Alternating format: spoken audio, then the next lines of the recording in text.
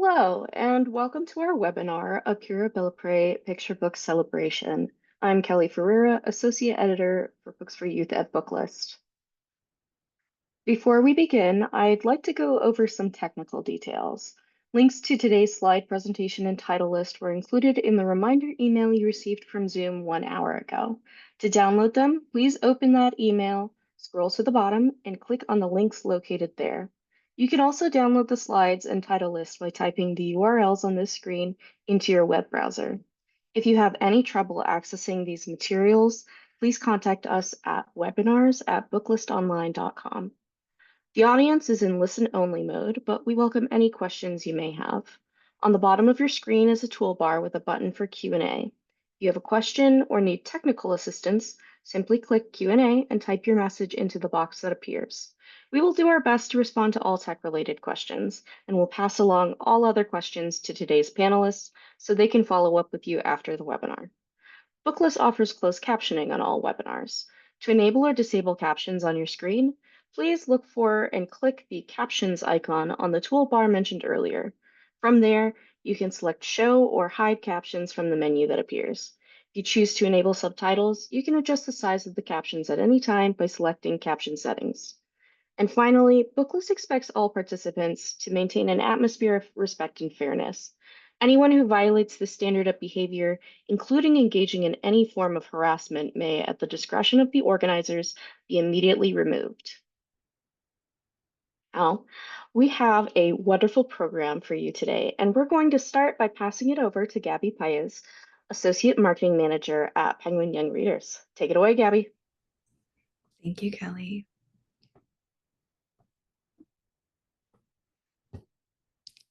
Okay, so bienvenido. Welcome everyone to the Penguin Young Readers Pura Belpré Picture Book Celebration. We are all so grateful that you took time out of your busy schedules to kick off Hispanic Heritage Month with us. If we haven't had the pleasure of meeting, hello, my name is Gabby Paez, and I am part of the Penguin School and Library marketing team. I use she, her, or ella pronouns. We look forward to moments like Hispanic Heritage Month, where we have amazing opportunities to uplift many incredible stories, voices, and creators like the ones you're about to hear from. But we hope that you'll join us in remaining enthusiastic and highlighting these books on your shelves and with your readers all year long. This afternoon, you'll hear from 3 acclaimed author-illustrators, and then I'll come back and tell you about some of my favorite Latine releases from 2025, perfect for all ages. Our first presenter is Eliza Kinkz. Eliza is a Tejana artist who has never stopped viewing the world through the bright colors of her crayons, and she even ate a few too. She's illustrated many hilarious picture books, including Papa's Magical Water-Jug Clock by Jesus Trejo, which won a Pura Belpré illustration honor and was the 2022 James Marshall Fellow. All her ridiculous scribbles were straight from her heart, which is overflowing with joy, and probably a few crayon pieces. Eliza lives in Austin, Texas with her family and her one true love, a huge bowl of queso. Mistaco is her author-illustrator debut and an elementary book of the month for the NEA Read Across America in October, which was promoting resilience and adapting to change with confidence. You can spill all the frijoles to Eliza after the webinar at elizakinkz.com. Welcome, Eliza. Oh my goodness, gracias for having me. So I'm so excited to discuss my inspirations and process for how I make a picture book, especially a super tasty one like Mistaco. So I'm gonna switch to my screen. Oh, yes, okay. Oh my gosh, I'm sharing my screen now. Okay. Does this look good, Gabby? Oh, let's see. Yes, it's looking like it's loading great for me. Oh, good. Okay. Is it showing up? Because for some reason it's not showing for me. I see it on the side. Oh, here we go. Oh, and then it went away. Let's see. Oh, sorry about this. This was all working beforehand. What a mistaco. Okay, let's see. I don't know. I guess let me restart Keynote really quick. And oh my goodness, I'm so sorry. It's like completely disappeared for me. A-okay. Let's see. Let me go over here to files. I'm on my kid's iPad right now, so you guys know how that goes. It's probably, we'll just play Minecraft for a long time. That'll be great. There we are. Okay, here we go. And then I will bring it back to Keynote.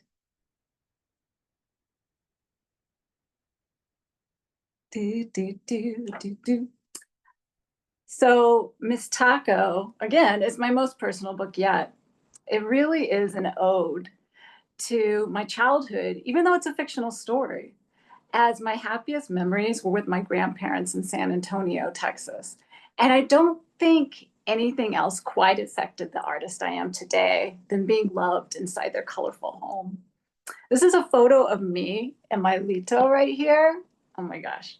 You can totally tell, like he has such an amazing sense of humor that I definitely inherited if you look at this next picture of me watering my concha plant here in Texas. And sorry to torture you with more food photos, but I think you all knew what you were getting into with a book called Mistaco. So I would make tortillas with my Lita, and I could never roll out a round tortilla like this right here.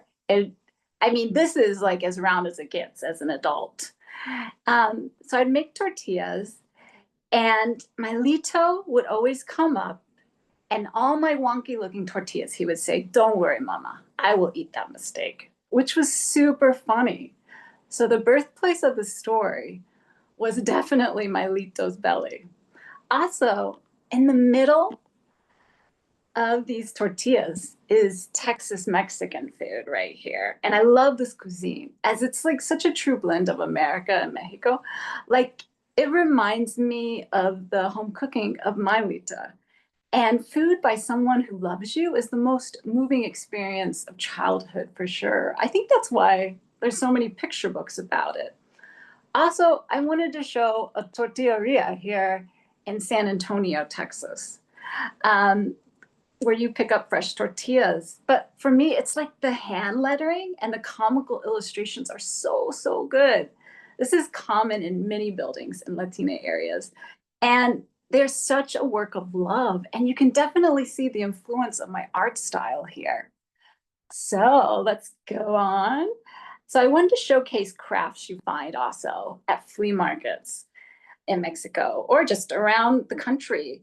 I would visit them with my grandparents. Again, such a magical homemade look to them, originality. Oh my gosh, look at these big eyes on this fish. And the bright, bright colors. I mean, and then look at this embroidery with the little faces. I mean, you can definitely see like the influence on my artwork. And of course, the humor. Oh my gosh. Look at the faces on these luchadores. It's like hilarious. Just look at their eyes and you will definitely see where all my silliest characters are born from. And gosh, isn't this life? Still smiling and laughing while you're dealing with a body slam. So this drawing over on the other side is the legendary Frida Kahlo. And this sketch perfectly captures the creative process. It's a wild ride and all over the place, yet somehow it makes sense at the end. And gosh, Frida, she was so, so funny. I love this quote of hers because it like personifies my art completely. She said, "Nothing is worth more than laughter. It is strength to laugh and to abandon oneself, to be light." As I want humor front and center in my artwork always, because it gives us the strength to survive hard times, like the process of making a picture book. But they're so worth the journey. Actually, making them reminds me of the growing seasons at a farm. As you prepare the ground, put the seed in, water, and take care of it. And I'm part of the first generation in my family not to do farm labor, but I'm inspired by the past work of my ancestors that did it for generations. I truly thank them for their gift of getting me to make books for a living, but it doesn't mean I don't work any less as hard. I truly put my complete heart into every picture book I illustrate or write. And these first drawings are what burst out of me. Originally, I was going to call it A Tortilla Full of Mistake. My main character became Izzy, a young girl who's always making mistakes and holding them in. Now, the title Mistaco is actually what happened. And the reason I chose Mistaco is because it's a loving tribute to Spanglish, which my family speaks to this day. Spanglish is a way to hold on to your culture and still survive. There's a comic about it at the end of Mistaco that talks about Spanglish more. And I wanted it to have a huge role in this book because it just also, it's like Mistaco. And just saying Mistaco is so funny, as there's such big time humor with making mistakes. I wanted the mistakes to be so funny, as you can see here. These are some outtakes that didn't make it in the book. The mistakes became so over the top that it makes any kids seem like no big deal. Because I want the kids to be like, telling their mistakes is totally okay. Like, it's passing on a superpower to be able to laugh at yourself, as it means learning to be secure with who you are in this world.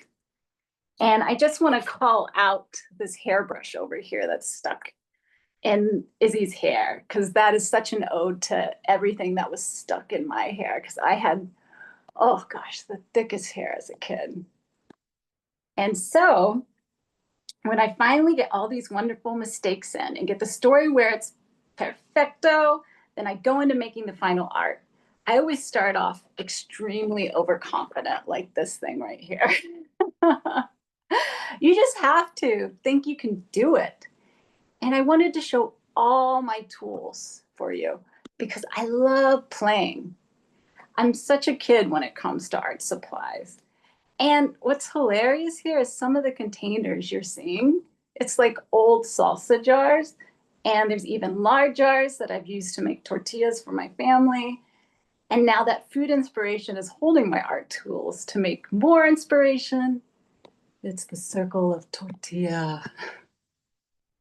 Now, you can see my bright colors are there from the inspiration that I take from Mexican art and crafts and the large amount of paint I use. And over on the right, you can see all the various skin tones that I'm very aware of in my family. And let's see, additionally, with this book, I really had to play a lot with textures out of respect for how dough looks and how the tortilla would appear. As I looked through a lot of picture books that featured tortillas, and so many did not capture how a tortilla really looks. No disrespect to any of them, but in my book, I needed tortillas to look tasty as they hold all the ingredients to the Mistaco. And again, look at me, so full of hope at the beginning of a picture book. What a fool. I'm just like those luchadors at the beginning with a big smile and thinking I can go for 11 rounds. Oop. And then, of course, I left my keynote again. Oh my goodness.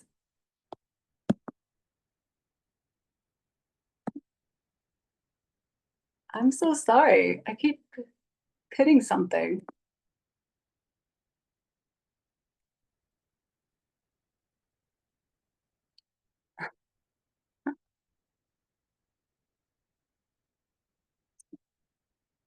Oh, here we are. Okay, let's see. Spoiler. Okay. And then we over here, this is my studio setup with all the final art, lots of tables, because every drawing that is in my picture book gets laid out as I do all the painting at the same time. Like I would go through and paint whatever color I mixed from before on all the paintings at once. For example, green grass, I will go through and paint that green everywhere it appears. So now you understand the large amount of paint I mix, as I'm trying to always keep the life of my work. A lot of the time I'll be prancing around my studio as I go through and paint, because it's so magical seeing the paintings come together. But I will say this is me at the complete end of the process. And instead of a flower crown or corona, I have a paper towel crown from wiping colors off my paintbrush, as I'm like just completely wiped. What makes me able to paint like this, besides a steady supply of conscience, I figure out my color guide ahead of time, as the colors truly add to the vibrancy of the story. They add a consistency which really allows me to play controlled chaos with a mixture of hilarity, love, and joy. And back to the all-important tortilla, here I was trying to figure out how the tortilla should appear on Izzy's face for the book cover. I love doing a ton of sketches like this, as it's such a great way to play, and also inspired my author photo, which you're going to have to get Mistaco to see. So the previous drawings were because my original cover idea did not make it, which is not surprising, as so many departments weigh in on the cover, which is understandable, as it what inspires people to pick up the book. Like my very first cover was definitely a homage to Wizard of Oz, with the shoes sticking out of a taco. And then my other cover I really wanted was this one with her showing food in her mouth and her tongue sticking out, because I really love that old joke is like, hey, do you like seafood? And then kids showing what's in their mouth. But they said parents do not generally enjoy seeing what's inside kids' mouths. Surprise! And finally, dun, dun, dun, dun, there I am.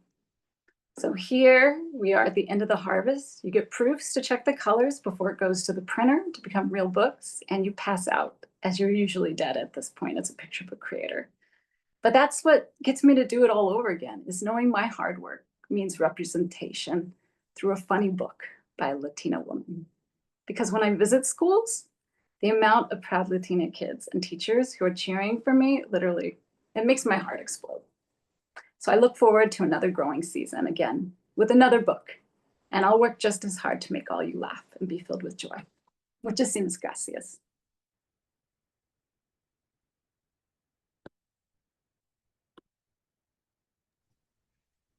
Thank you, Eliza. That was, as expected, both awe-inspiring and hilarious. Our next presenter is Zeke Peña. Zeke Peña is a Chicano storyteller and a professional doodler from Sun City, Texas. Sundust is his author-illustrator debut, and it hit the shelves this summer. He recently illustrated the New York Times bestselling Miles Morales Suspended Spider-Man novel. Zeke was awarded the Ezra Jack Keats and Pura Belpré illustration honor for My Papi Has A Motorcycle. He also received the Boston Globe Hornbook Award for his illustrations in photographic, The Life of Graciela Iturbide. He is currently drawing more books in his tiny studio that used to be a mop closet in Northwest Arkansas. Welcome, Zeke. Hello, thank you so much, Gabby, and thank you so much, Booklist, for hosting the space. And thank you for all of you being here with us and sharing some time today out of your day to listen to us talk about our picture books. And thanks to Eliza and Carlos for sharing their time as well. Yeah, I'm going to jump right into my presentation here. Gabby, does that look okay? Looks great. Okay. So Sundust is about finding our place in the world. The places that we live make us who we are, whether we like it or not. As hot, boring, and prickly as the desert may be, it also makes us more resilient. Sundust takes us on a cosmic walk through the desert with two young siblings looking for something that fell from the sky. In 1987, 4 years after I was born, Bert Baylor and Peter Parnell's The Desert Is Theirs was published and placed on the shelves of my public school library in El Paso, Texas.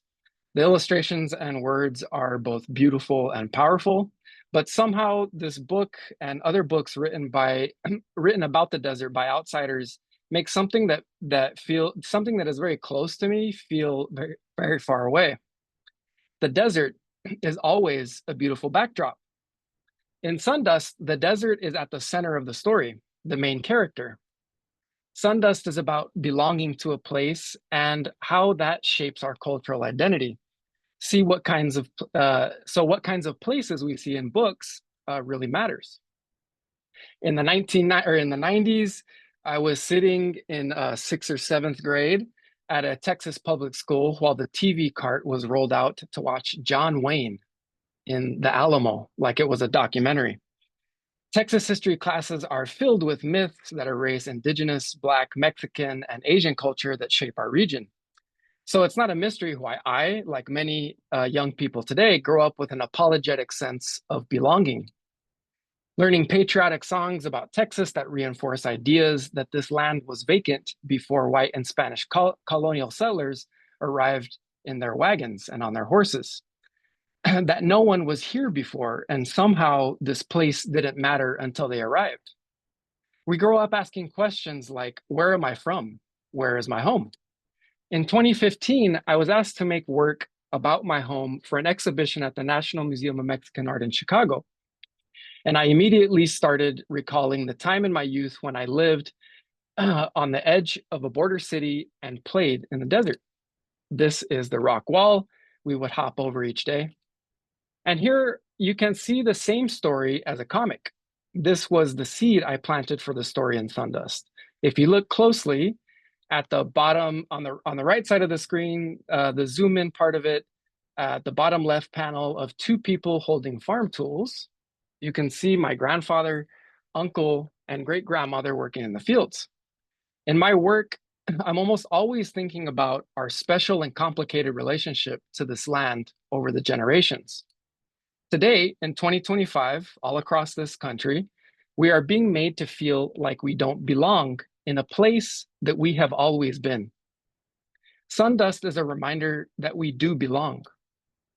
In the future, when the border falls apart and is overgrown with desert plants, we will still be here.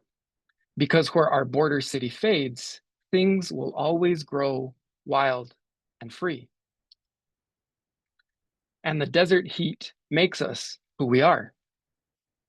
So some of you might know me from my work on my Papi Has A Motorcycle.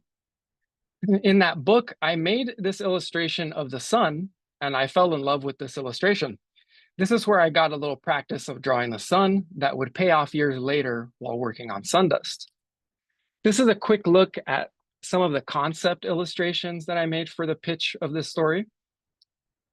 Sketching two siblings finding special things in the desert behind their house. An early design I tried for these characters as they engaged with the desert. I always start with pencil on paper. I drew hundreds of thumbnails, and many of these on the screen you see here ended up in the book. I love the character design process, and you can see some of the reshaping I did to make each of these characters unique. I'll read the first line here. Where the rock wall ends, the desert beyond begins. I was always concerned with how I could make this place feel specific,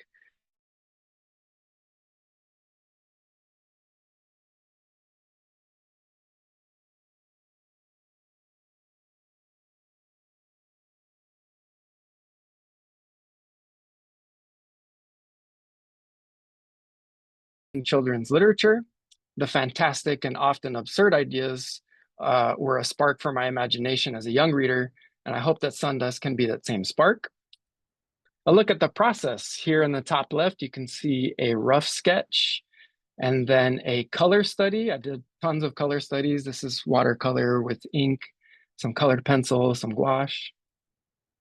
This is my drafting table with some digital sketches and color studies trying to find the perfect marker color, which was difficult. But yeah, you can see on the top part of the screen, you can see how I've mapped out all the markers that I have so that I can make easy selections and I don't have to go digging around in a box of markers.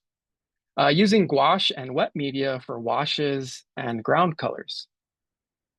You see on the left, there's the washes and the pencil.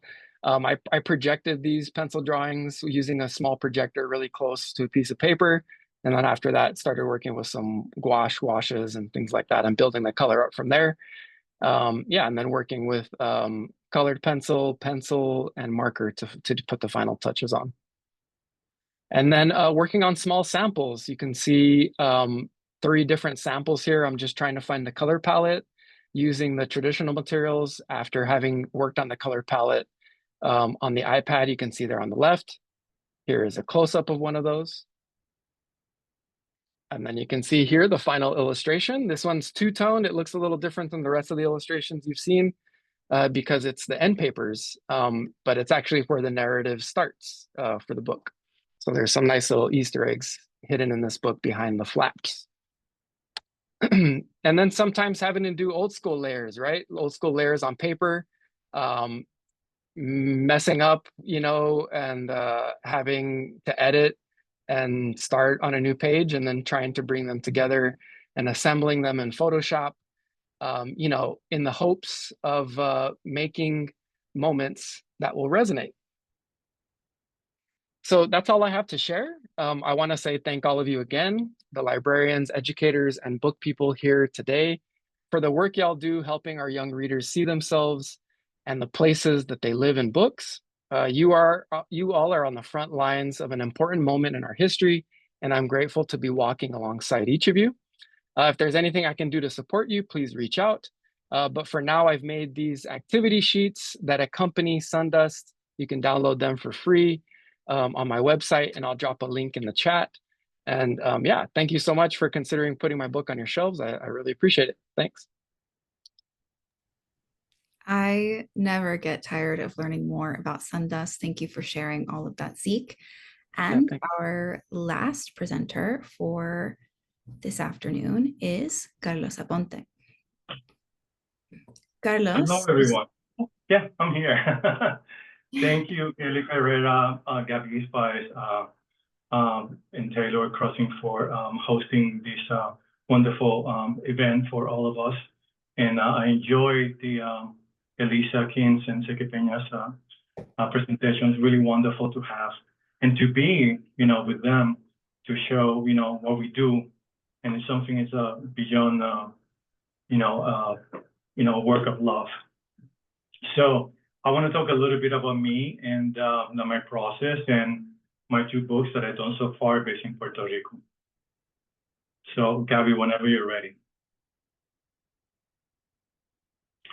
So I was raised in Cataño, a small town in Puerto Rico, located just across the bay from San Juan, the capital.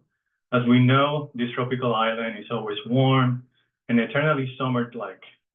I grew up surrounded by palm trees and tropical fruits, waking up every morning not to an alarm clock, but to the sound of roosters. As a child, I often find myself in a corner drawing, dreaming, and I spend a lot of time outdoors. And now I visit my family, you know, twice a year. My brother's a mechanic, and he has roosters and chickens, so I feel very much at home. So every time I go to Puerto Rico, I'm always drawing either my mother or the rooster or the chickens, my surrounding, you know, everything that's around me. And those drawings I can, you know, use as reference for you know, future books. Next. So my previous book, Across the Bay, it was based on a personal story about a kid searching for his father in Old San Juan.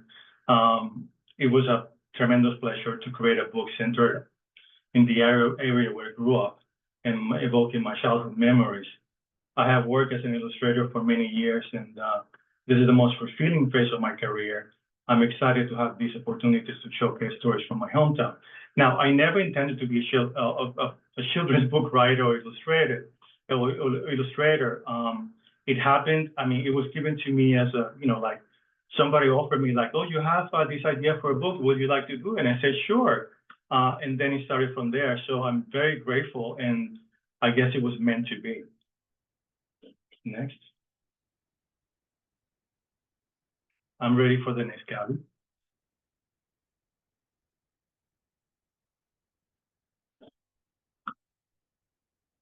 It got frozen. Okay, here we are. All right. So while I was working on Across the Bay, Hurricane Maria devastated the island of Puerto Rico.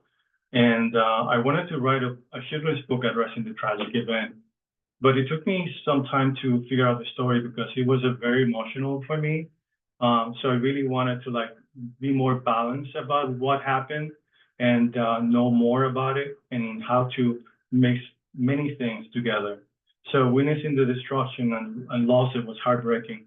However, it ignited a sense of cultural pride with all Puerto Ricans, whether living on the island or abroad. We all share that feeling. We all feel the same way. So I thought about the song Preciosa. It's a song that Rafael Hernandez wrote about Puerto Rico. And I said, like, oh, this could be a really good title for my story. So Preciosa became more, Preciosa, or precious, represented many things: the island, the family, the culture, and even a dog. So precious is many things in Puerto Rico. Next. So once I wrote the story, I began to design the character. No, the first thing I did was to set the story in the town of Aguadilla, where Rafael Hernandez Marin, the author of the famous song Preciosa, was born.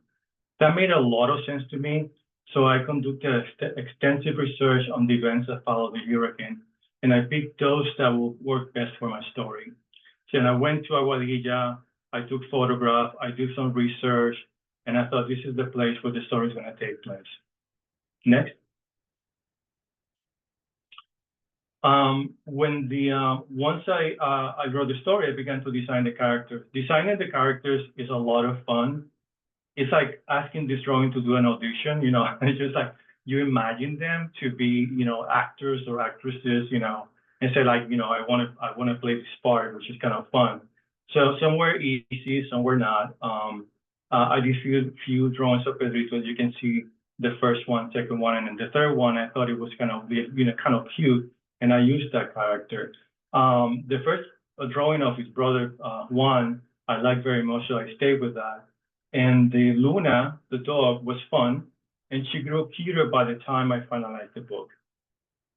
Next.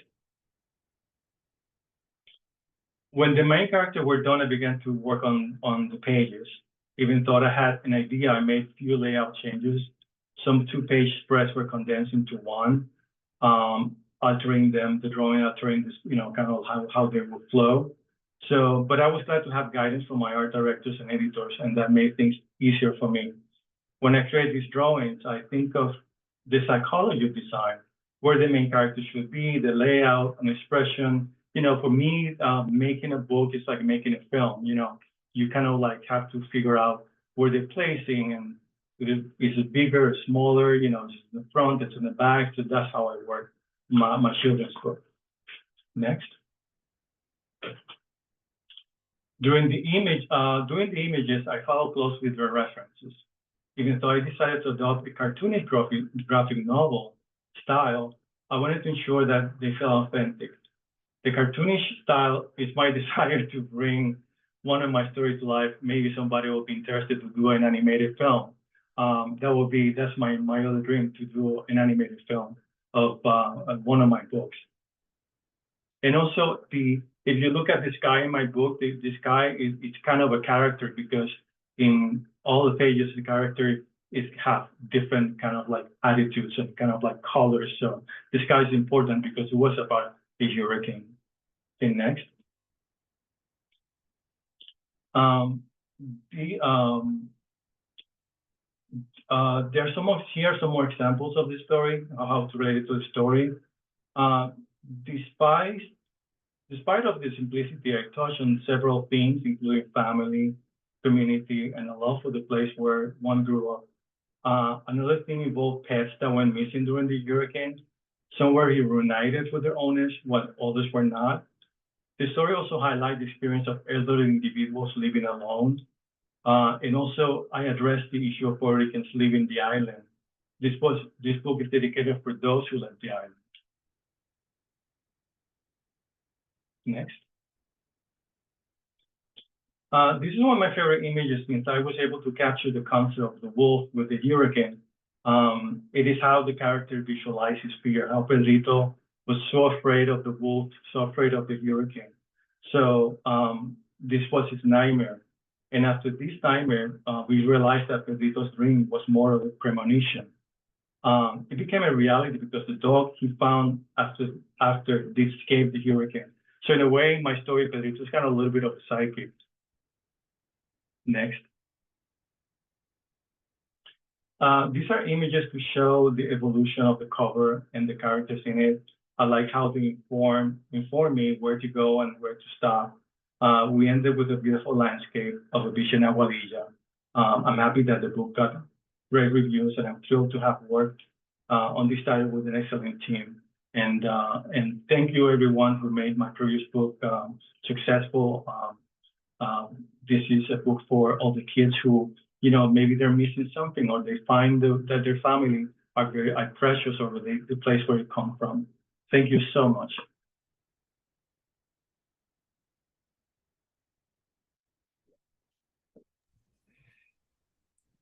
As a Boricua, Precious and Carlos's story always makes me just a little bit emotional. So thank you for sharing, Carlos. And while I am likely nowhere near as interesting as Eliza, Zeke, and Carlos, I hope you'll stick with us for just a little longer as I now share some Latine titles that have come out this year that are perfect for, yes, Hispanic Heritage Month, but also a myriad of moments, lessons, and roundups throughout the year. And I am getting started with some picture books. First is The Interpreter by Olivia Abdahi and illustrated by Monica Arnaldo, which simultaneously published in Spanish. My team makes a little bit of fun of me because if there's an opportunity to shout my love for this book, I will take it without missing a beat. It does have 5-star reviews, so I think that my fervor has been validated in a way. When we first learned about this book, there was a statistic shared that just stuck with me. Did you know that according to the US Census Bureau, more than 11 million children are asked to take on a translator role for adults in their lives? I did from time to time when I was a kid, but it wasn't a constant worry for me. In The Interpreter, some kids have one job, to just be a kid. But Cecilia has 2. When she isn't on the soccer field scoring goals, she's accompanying her parents to all kinds of grown-up places like the DMV, the accountant's office, and the auto shop. She helps them translate between Spanish to English. It's an important job, and she thinks it can even be fun. I personally don't find those places any fun, so kudos to Cecilia. This touching book uses a very playful boss baby type approach to capture this experience while offering a model for teamwork that helps everyone feel understood.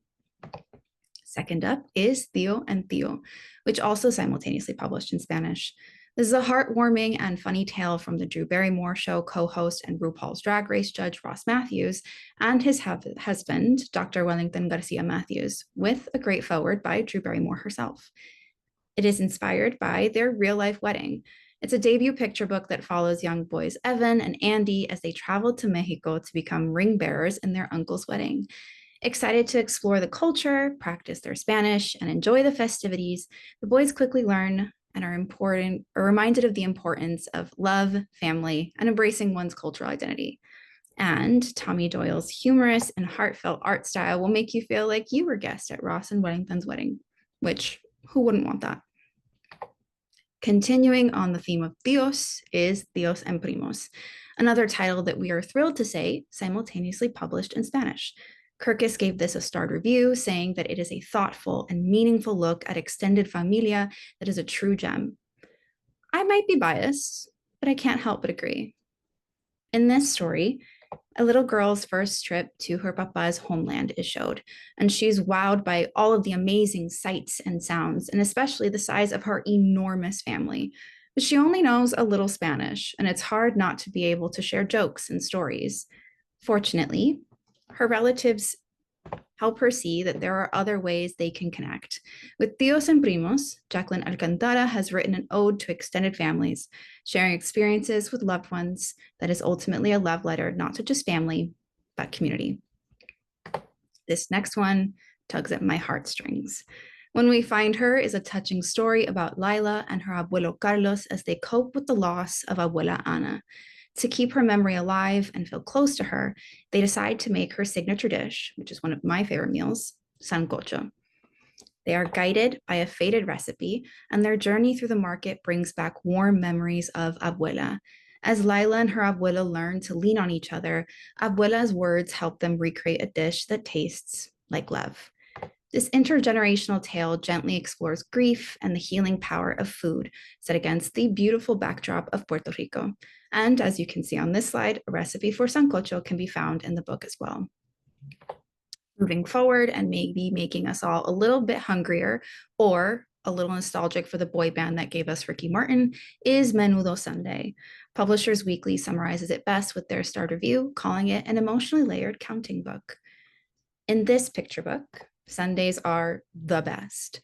It's when a little girl and her mama, abuelitos, tías, and primos all gather together to eat yummy menudo, a traditional Mexican soup.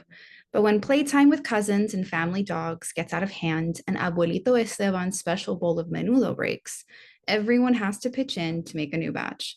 Young readers will giggle as they learn to count from 1 to 15 in Spanish and English.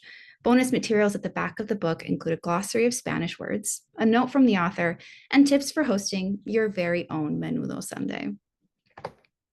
Isabel Allende. There were times where I thought about this presentation and this title that I contemplated just having 3 slides where all I said was the Queen of Magical Realism's name, because what more could you want or need?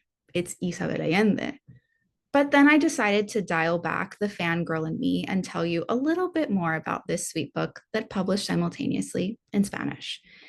This is the second picture book from a literary superstar where we get to see more of Perla. Perla is a mighty dog who has 2 superpowers, making people love her and roaring like a lion. When she finds out her human brother, Nico Rico, got lost on the way home from school, she knows she has to step in. But what will she do? This series explores the bond between a child and a beloved pet. Supreme Court Justice Sonia Sotomayor has been called the People's Justice and is also known for her #1 New York Times bestseller, Just Ask. And now she's back with Just Shine. It's inspired by her mother.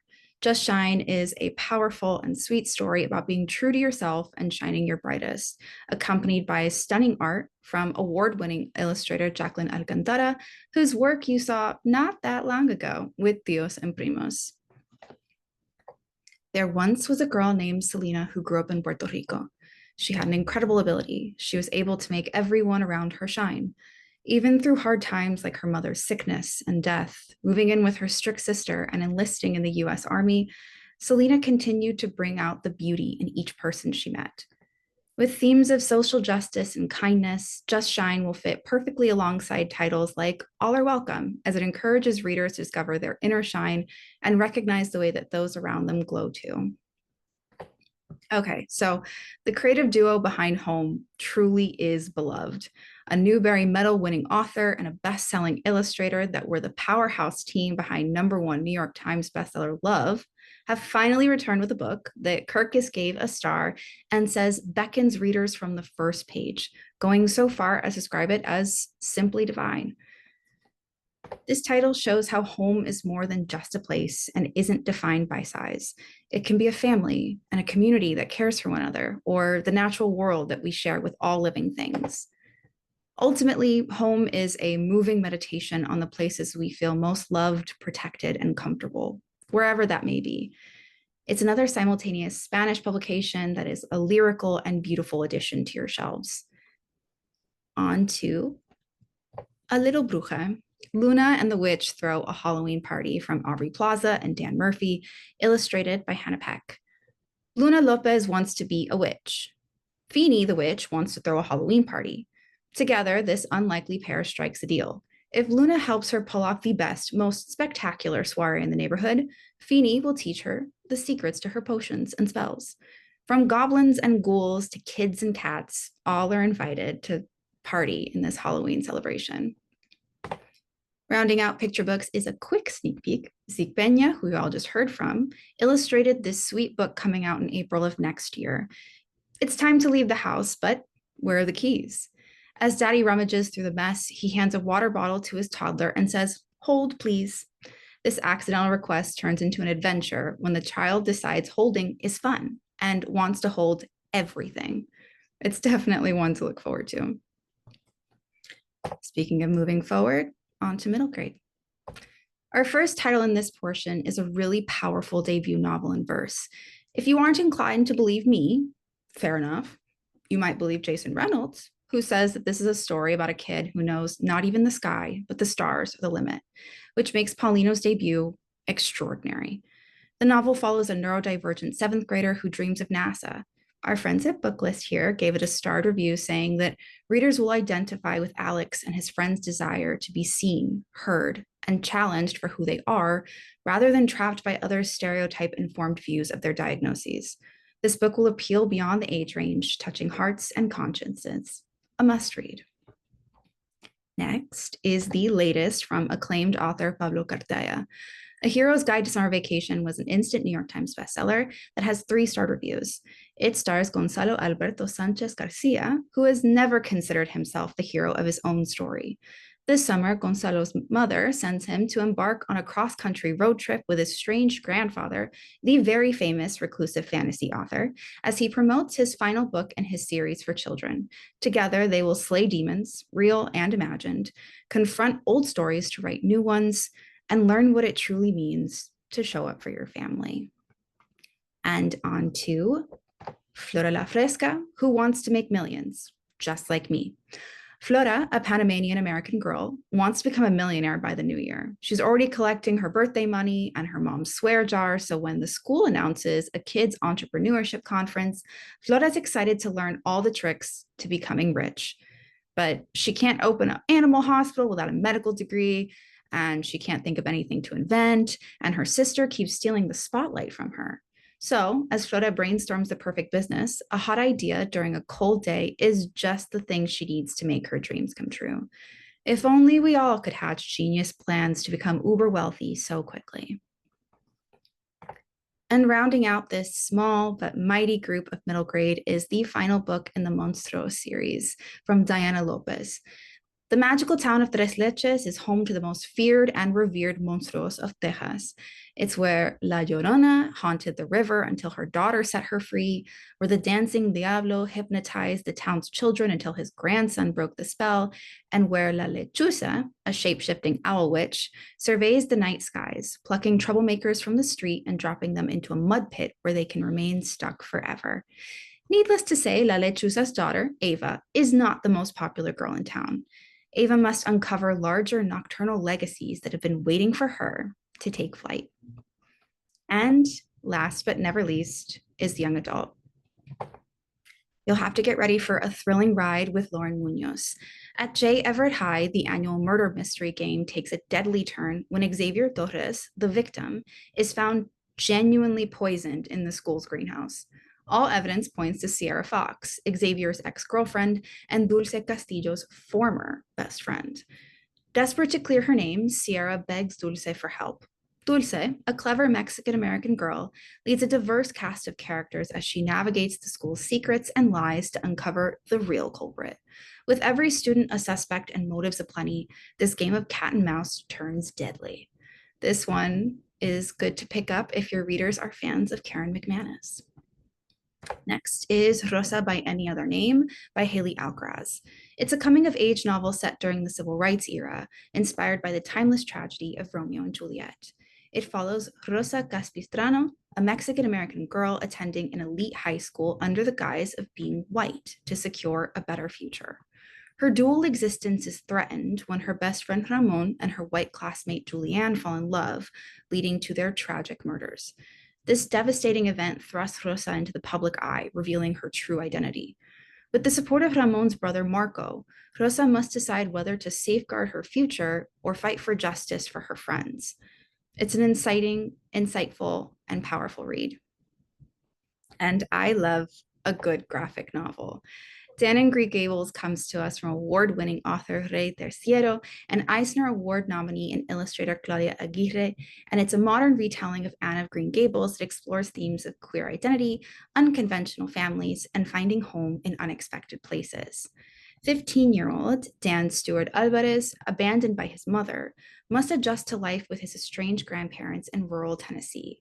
Facing the challenges of high school and queerness in a conservative community, Dan builds new relationships and discovers his truest self. Set in the mid-90s, this heartfelt story offers authentic Mexican-American representation and addresses important themes of mental health and resilience within a warm and nostalgic setting and style. This next title is the YA debut of Pura Belpré honoree Jasmine Mendez. It's an empowering novel in verse. Our protagonist, Julieta Lopez, is angry. angry at her racist drama teacher, angry at the school board for threatening her favorite teacher for teaching controversial books, angry that she's supposed to just keep quiet. So, with her friends, she creates a guerrilla theater club, which stirs things up and lets her step into the role she was destined to play. Yuli is then able to channel her anger and make change. It is unfortunately a timely read that my team loved, and we can't imagine that your readers won't love too. And lastly, for the afternoon, Alexandra Villasante, the Lambda Award-winning author of The Grief Keeper, which recently came out in paperback. It's a speculative queer romance set in a town that uses technology to prevent hate speech and bullying. 17-year-old Sebastian moves to this new town to care for his abusive mother after her cancer diagnosis. He struggles with the town's strict communication rules and forms a complex relationship with Lou, a student ambassador who finds solace in the town's safety measures. As their friendship deepens, Sebastian challenges Lou's beliefs about safety and technology. In a starred review, Publisher Weekly calls it a gracefully crafted tale. I did want to call out super quickly some places that you can find us online that are on this slide. Please be sure to follow us already if you don't. We share information about new titles, guides, sneak peeks, and other fun stuff every single day and love connecting with you all. And lastly, for me, thank you, first and foremost.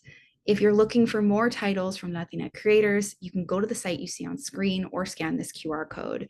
You can always reach out to the email also on screen if you're interested in having an author or illustrator visit in your library in person or virtually.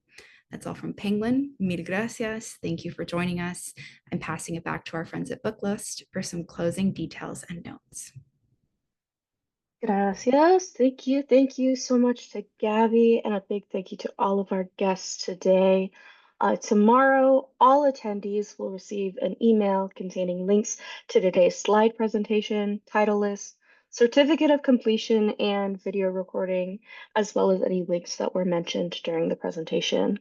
For more about Booklist webinars, be sure to visit booklistonline.com/webinars, where you can view archives of past webinars and register for upcoming ones like those you see here. You can also find out about the latest webinars on our social channels. You can visit us on Instagram, Facebook, LinkedIn, and now Blue Sky. Next slide, please. Booklist's 2025 Guide to Graphic Novels in Libraries is here. This year's special issue features articles on how to combat self-censorship, graphic memoirs for teens, readers' advisory tips, cat manga, and so much more. The digital issue is free and open to everyone on the Booklist website. Head over to start reading now. Next slide, please. And again, thank you for joining us for today's webinar.